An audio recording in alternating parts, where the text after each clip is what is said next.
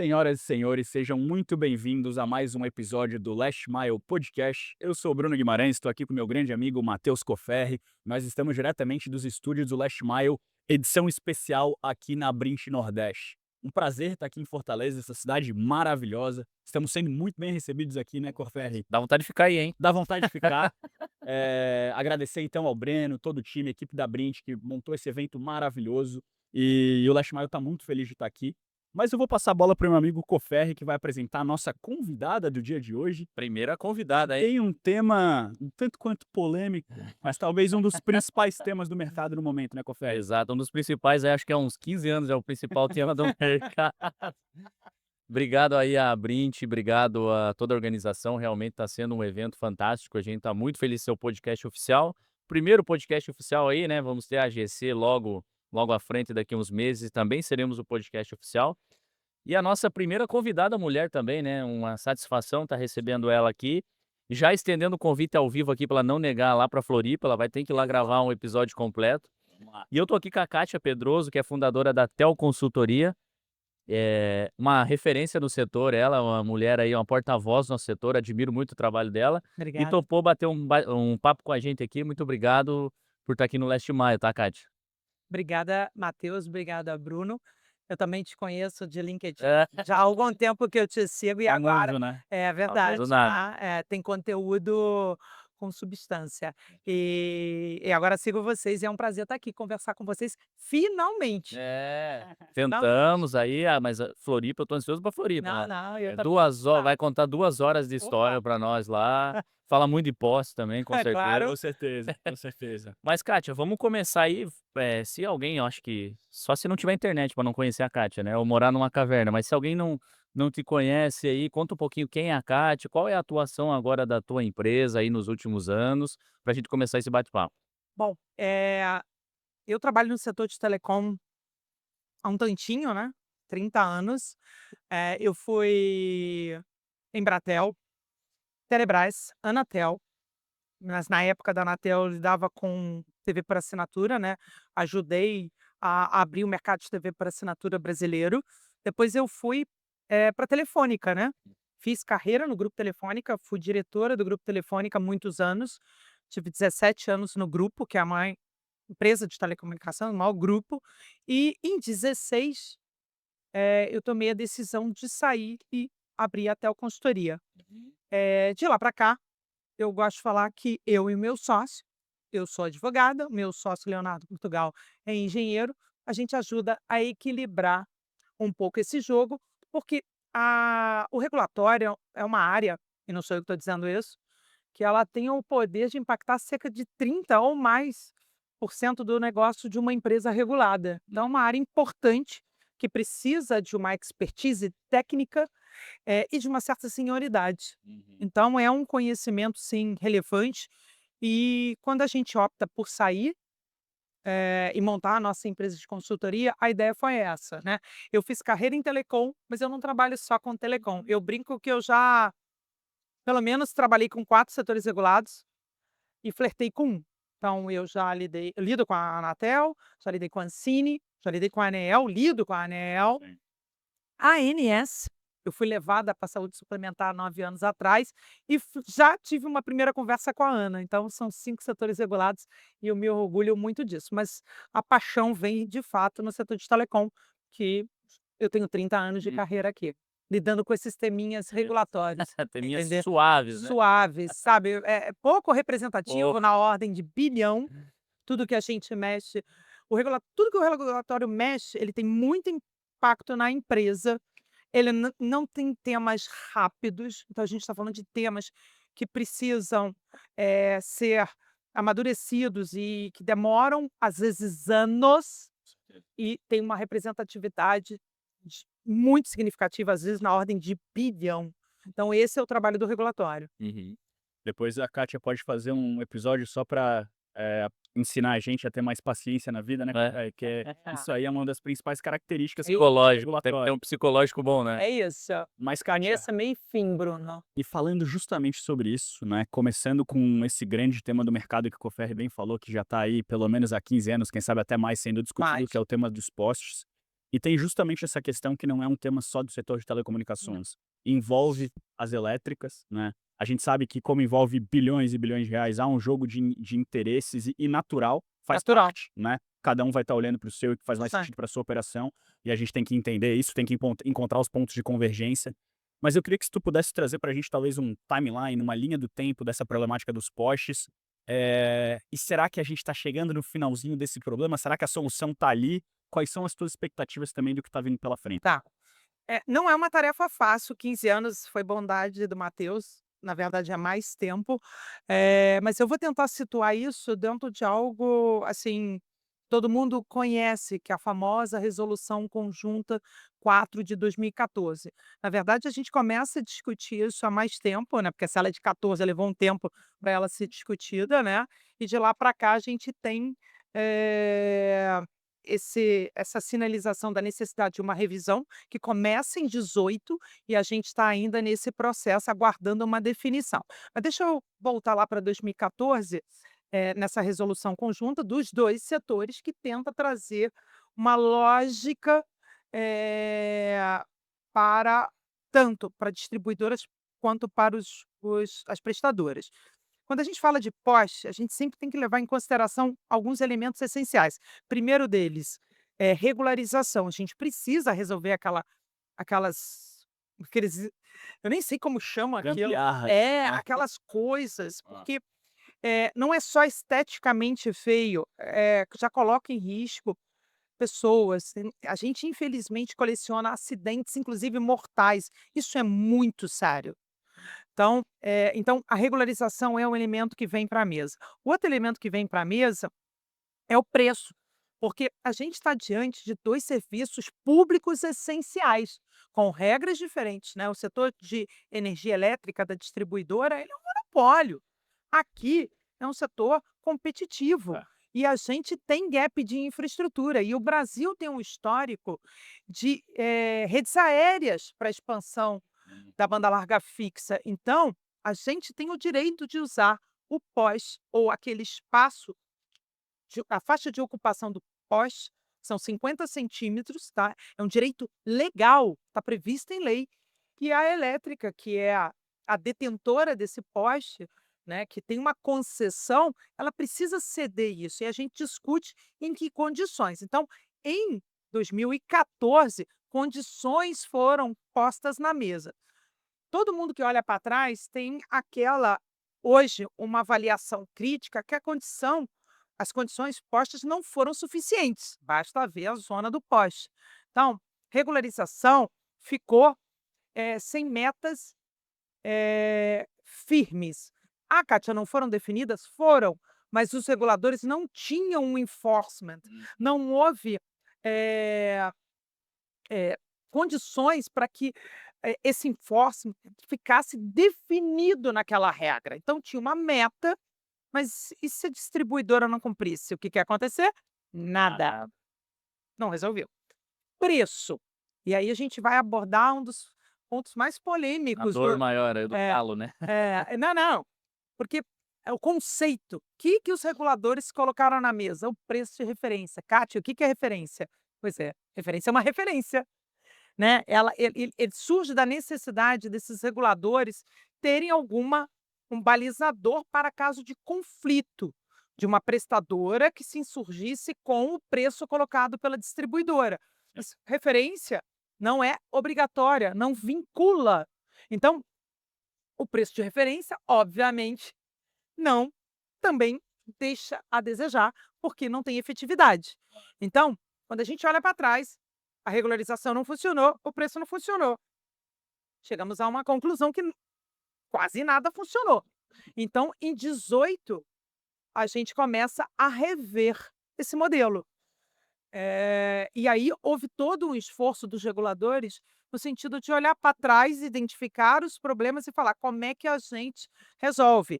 Então tem que ter regras mais claras da regularização, inclusive quem paga a conta, temos que ter um preço melhor, e em algum momento de 18 para cá chegou-se à conclusão, e isso hoje Ele é público, esse posicionamento, que a gente precisa ter um preço orientado a custos, ainda que os reguladores não tenham um consenso de qual metodologia, e se colocou em xeque uma questão muito importante: a distribuidora tem ou não tem condições, tem ou não tem interesse, já que o setor elétrico ele é regido por incentivo, de regularizar.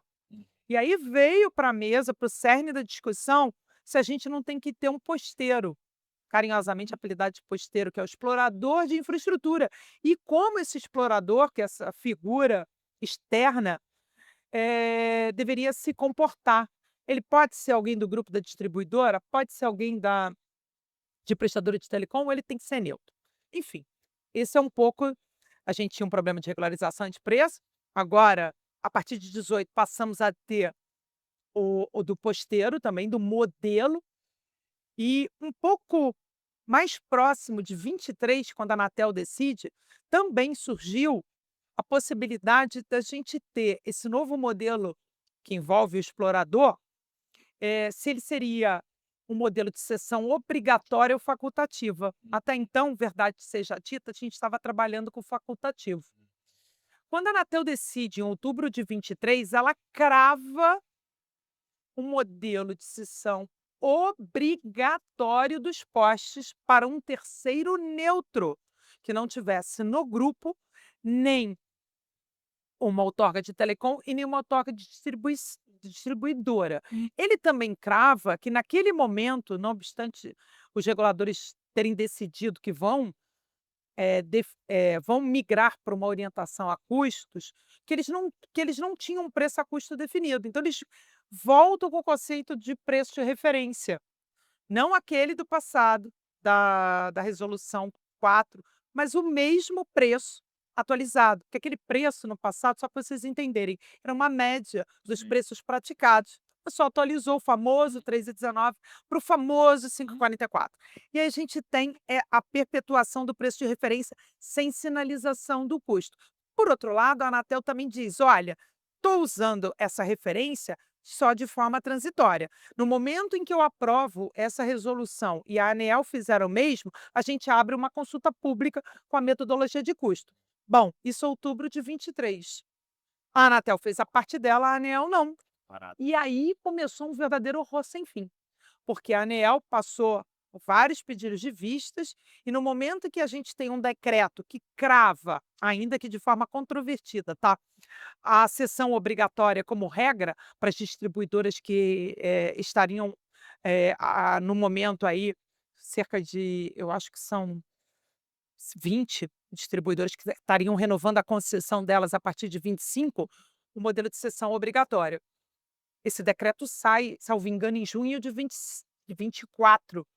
E aí a ANEEL, olha, vou dar um passo atrás, esse decreto,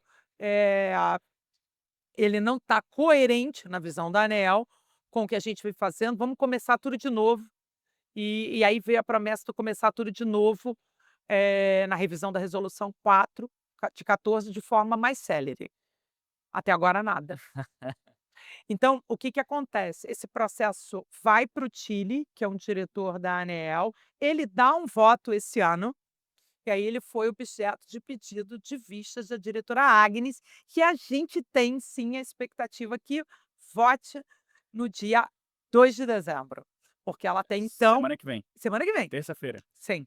Uau. E, de fato, ela vai trazer o voto, essa é a nossa expectativa, porque ela demanda a procuradoria deles sobre esse novo modelo, sobre o impacto do decreto, se aquele decreto tinha força cogente para o contrato de concessão, e ela vai trazer esse voto na semana que vem.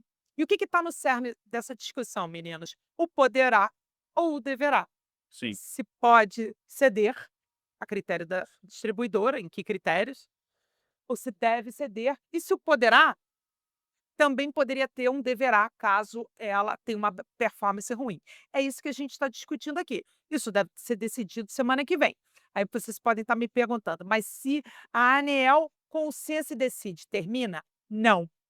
Porque se o poderá vier para a mesa, volta para a Anatel. Claro, claro. Volta para a Anatel. E aí a gente não sabe quando a novela termina. Esse é Então, o ótimo. momento pós. E aí vocês podem estar me perguntando: "E o preço?". Pois é, eu também estou eu ia esperando o eu ia preço. te perguntar do preço, Não, o realmente. preço a gente está esperando. Por isso que particularmente eu defendo que se o Poderá de fato for para a mesa, que aí o setor de telecom também tem que ter uma oportunidade de botar o preço agora, na largada, ainda que ele seja aprimorado ao longo da discussão do debate. E isso é um pouco do que a gente vai falar daqui a pouco no painel de postos, mas existe uma proposta do setor para tentar evitar um modelo que talvez traja dificuldades para o setor de telecom. Então, houve um consenso do setor de telecom. A gente hoje está unido em diversas associações para tentar Que por si defender. só já foi algo extremamente Inédito, complexo e inédito, né? inédito, Verdade. é inédito. Mas a questão aqui é o time. A gente endereça essa proposta, salvo engano, ontem, porque a gente apresentou também para a Abrad, ainda não tem uma resposta, mas a gente teve o cuidado de, alinhar os pontos, sentar com a Abrad, passar esses pontos para a grade e aí estar conversando com os reguladores no sentido de tentar emplacar um período de transição, colocando na mesa todos esses pontos, né, a regularização, o preço e obviamente sem prejuízo dos reguladores, continuarem o trabalho e definirem o preço a custo, que é o goal de todo mundo. Sim. Então é um pouco disso que está acontecendo neste momento.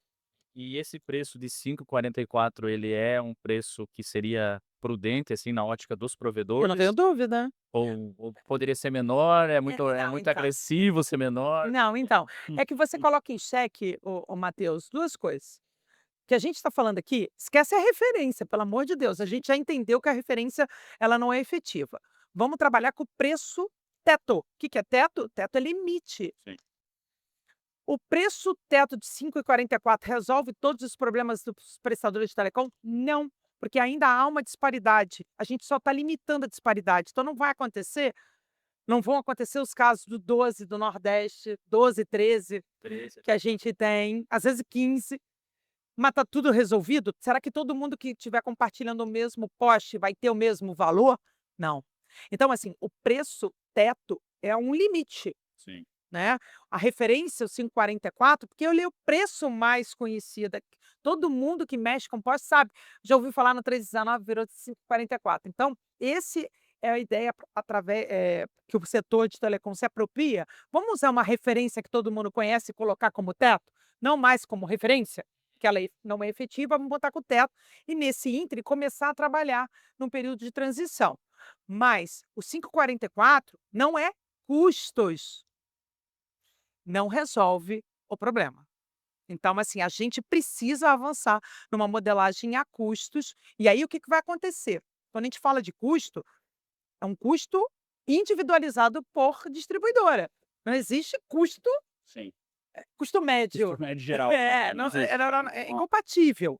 Então, assim, porque no final do dia, uma coisa que eu não falei, mas que é premissa de qualquer um que trabalha com poste, são setores independentes, eu até mencionei que são serviços públicos essenciais, mas a premissa que, os reguladores trabalham é que não haja transferência, subsídio cruzado de um setor para o outro. Sim. Então não pode, haver um custo que não seja individualizado. Então cada distribuidora tem que olhar a sua realidade, a partir de uma metodologia, que for consolidada pelos reguladores, aplicar e ter um número. Pá, aquele número.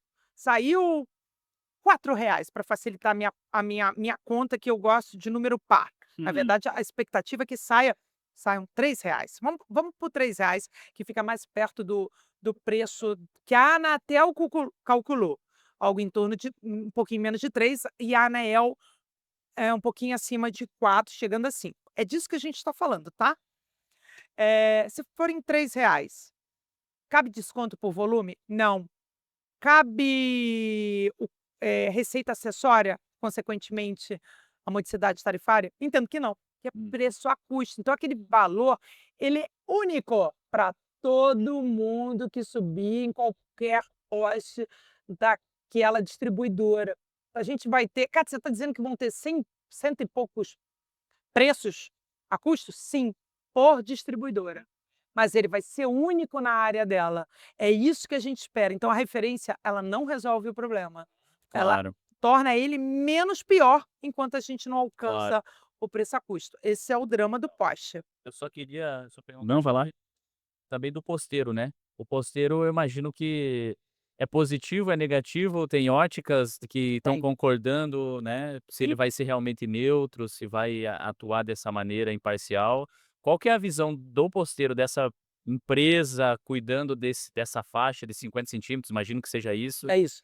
e se é isso realmente que vocês defendem ou ter outro modelo, sei lá, a própria concessionária regula e monitora, como é que é? E só complementando, e esse posteiro ele vai ser regional? Essa é uma dúvida que eu tenho Tá. também. É estadual, enfim, né. Se for para esse modelo, né? Enfim. É. Então, esse negócio é complexo, não é tão simples assim, tá. Porque, antes do posicionamento da Anatel, que foi em outubro de 23, cada associação defendeu um modelo no setor de telecom. Do ponto de vista da elétrica, eles sempre foram contra o modelo de cessão obrigatória. Uhum. Mas do lado de cá, houve divergências, e variáveis foram postas na mesa, tá. Mas veio a Anatel em outubro e cravou. O posteiro, ele vem para o modelo, no modelo de cessão obrigatória, e esse posteiro necessariamente é neutro, tá. Então essa regra tá lá, posta. Que hoje qual é a realidade do setor de telecom? Depois de mais de 2 anos e sem uma perspectiva de uma definição. O modelo de cessão obrigatória não é o nosso principal ponto. Uhum. Nosso principal ponto é preço e Preço. regularização. Então, o setor de telecom até entende que poderia, haver uma flexibilização quanto ao modelo de cessão. Contudo, entretanto, todavia, a gente tem que ter também contrapartidas, Sim. porque se esse ponto é caro para uma elétrica, para a gente também tem os nossos. Então, o que a gente não sabe o que vai acontecer na terça-feira que vem é justamente isso, o poderá versus o poderá. Aí você me fez a pergunta, a gente vai ter um posteiro único? Não, Tá. não. Na teoria, quando a gente começou a discutir o modelo de cessão obrigatório, cada distribuidora teria uma área de atuação, eles trazem um conceito de conjunto elétrico, que é muito técnico do setor elétrico, tá, e a ideia é que você tivesse um posteiro por área. Ao longo dessas discussões, um dos conselheiros, e me parece muito razoável o que ele colocou, salvo engano, o Mosna, começou a entender que, a semelhança do que acontece no setor de telecom, a gente talvez tenha áreas que não justifiquem e ou não sejam interessantes economicamente. E aí surge o conceito do filé com osso, Sim. ou de uma composição de áreas para que houvesse atratividade, para que o setor privado de fato tivesse interesse em participar de um chamamento público ou no limite de um leilão para ser o posteiro. Que é como Então, funciona nos espectros. Vários filés com osso são servidos isso, aí. melhores práticas É. da Anatel. Então, de fato, nunca foi, algo factível esse 1 a 1. Sim. E a ANEEL já flexibilizou nesse sentido de compor áreas. Mas a grande verdade é que a gente acha que na terça-feira que vem, ou em algum momento depois, a ANEEL vai voltar na linha do poderá. E no poderá, a gente não vai ter a sessão obrigatória como regra, só como exceção. Volta para Aí falar de volta. preço. Esse é bom, pelo menos eu aqui do setor telecom defendo que a gente deveria estar voltando para falar de preço. É isso. Show. Ô Ferri, já tem que agendar a próxima Não, conversa que lá, isso, Não, porque eu tô vendo que isso aqui poderia virar até uma série do Netflix, hein? eu É, tô achando, Dá pra fazer. vamos pensar aí, dá pra fazer umas 8 temporadas aí só com a Kátia, né. Só de Porsche. Só de Porsche, é isso aí. Não, mas muito bom. Eu acho que a gente tem que fechar. Vamos fazer uma última perguntinha Bora. rápida, né, com a Ferri. Kátia, a gente queria aprofundar um pouco mais esse tema, mas não vai dar pelo próprio tempo do episódio. Mas sobre o leilão dos 700 MHz, que era pro final desse ano, provavelmente vai ficar pro início do ano que vem. Quais são as expectativas, e o que que vocês esperam desse leilão na visão assim do setor de telecom, dos regionais, que principalmente estão com Sim. as concessões de 5G, preocupações e o que que vocês esperam de fato, né? Do lado do setor de telecom, a gente teve um grande leilão, que foi o leilão do 5G, que foi muito eficaz, né, efetivo ao trazer novos competidores. Então a Anatel desenvolveu uma estratégia que diante da saída da Oi e aquisição da Oi Móvel pelas 3 existentes, que a gente deveria estar buscando, ofertando condições para trazer novos competidores. Então o leilão do 5G tem essa ótica. Esse leilão foi desenhado para, colocar a a oferta de diversos espectros, não só o do 5G em si, que é o 3,5, e aí houve, de fato, uma preocupação dele ser não arrecadatório, dele ter os lotes regionais, e foi exitoso, mas também de trazer uma frequência de suporte, que é a frequência de 4G, que seria o 700. Essa frequência, ela tem uma relevância muito grande no sentido de que os terminais existentes, e principalmente pela maioria da população, os de baixa gama, eles enxergam a rede 4G, eles não enxergam a rede 5G. Então, assim, eh, esse leilão dos 721 tinha essa expectativa: "Olha, vamos aguardar aí o desdobramento". Havia um interesse de empresas neutras, que adquiririam essa faixa nacional e conversariam tanto com os vencedores nacionais quanto com os regionais.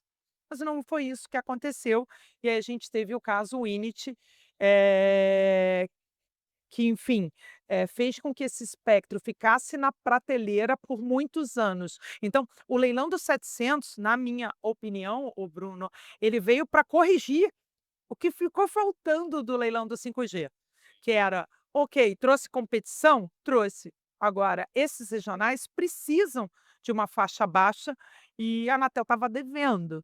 Então, o leilão vem com essa pegada. É um leilão inédito, porque ele vem no sentido de uma preferência para esses regionais, por conta disso que eu acabei de explicar para vocês. A Anatel, de fato, ficou devendo para esse regional que adquiriu o 3,5. Então, a primeira rodada, a gente vai ter essa preferência, tá? E aí, mas é exclusivo para eles? Evidente que não, tá? A gente vem um leilão com 3 rodadas, inclusive as grandes operadoras vão poder participar na última rodada. Então, o leilão está com essa estrutura. Ele não aconteceu esse ano, verdade, e nem vai acontecer, porque a gente fez uma consulta pública, a Anatel aprova, é necessária a aprovação do TCU, o TCU fez o papel dele, só que está incompatível com o cronograma, de realizá-lo este ano. Então, tudo indica que ele escorrega para 2026, porque no momento em que a Anatel aprova esse leilão, pela regra da Anatel, pelo menos 30 dias depois começa o leilão em si, que é através de uma audiência para recebimento das propostas. Então, hoje já não dá, então fica para 26. Agora, tem que ser para o início de 26, É urgente. é urgentíssimo, porque quem ganhar, e aí não me importa se na primeira, na segunda ou na terceira rodada, vai ter que cumprir meta para 26. Então, assim, tem que ser logo para o início de Tá 26. apertando, né? Tá apertando, é isso. Então esse é o panorama. Show. Bom, uma aula aqui, né, em meia hora aqui Uma aula. de pós-regulação. A gente vai precisar que você vá lá para Floripa, fazer esse esforço, né, em Floripa no verão, tem É um esforço. que esforço, Camarão, que almoço, pesado, né, esse esforço. Mas quero te agradecer aí pelo Obrigada, bate-papo, meninas. realmente é uma honra falar contigo aqui. E te aguardamos lá, tá? Desejo sucesso para você aí nas obrigada. pautas, no painel que a gente vai assistir também, tentar certeza. fugir um pouquinho aqui e lá assistir. E as portas são sempre abertas para vocês aí, tá? Foi um prazer conversar com vocês, meninos. Prazer é Obrigado. nosso. Muito obrigado, Kátia. Parabéns pelo trabalho. A gente admira muito o teu trabalho. E agradecer também a nossa audiência, né? Não esqueçam de compartilhar esse vídeo com seus amigos do setor, deem um like no vídeo, inscrevam-se no canal, ativem o sininho e aguardem os próximos episódios do Last Mile Podcast. Até a próxima. Tchau, tchau. Tchau, tchau.